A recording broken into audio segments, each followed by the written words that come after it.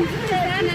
Nimekumii. Mimi niko mzima, unaendelea sana, niko salama. Hata mimi nashukuru Mungu niko mzima. Habari ya kanisa? Si mbaya, tunachukua. Mtuombea lakini.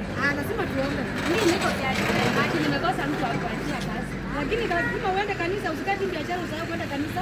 Na msheni, uniambie yenye umesikia huko na pale. Sasa unajua kuwa mbibi ya mtumishi? Sasa sana kujua mshenea wengine ni ngumu. Labda nikupee ya kwangu. Si unipe. Sababu mateso.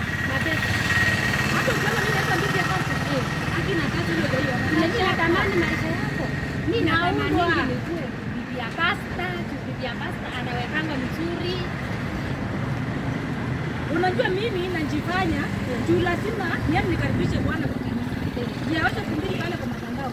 Lakini Mungu yenye naundwa, mateso yenye napata ni mimi ndio najua. Lakini ndio nimekwambia maneno ya kwangu haki usiseme. Mimi sitasema. Unajua hao wauminiwa mimi sitasema.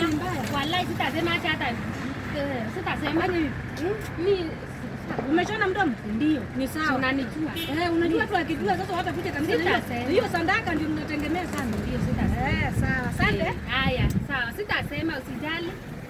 Binti rafiki yangu kuja. Maana yule mama mwenye ametoka hapo sasa.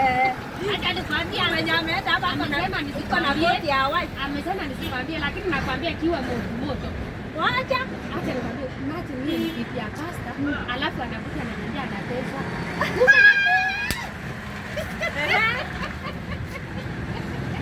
Amesema bwana yake huwa anamchapa. Lakini aliambiwa asiseme.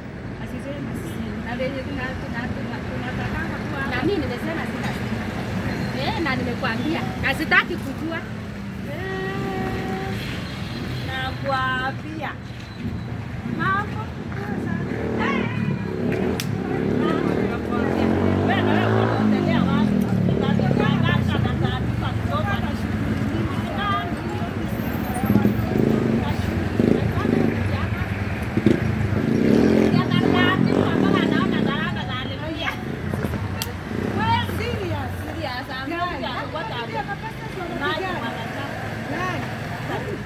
nimeambiwa na mama mwingine hapo aliniambia niseme, lakini nimeona nikwambia wewe. Sasa wapi ndio kuzuri ni kama pia maofisa kazi na sasa leo mpaka nikasema kwamba mimi niende nione watoto. Sawa.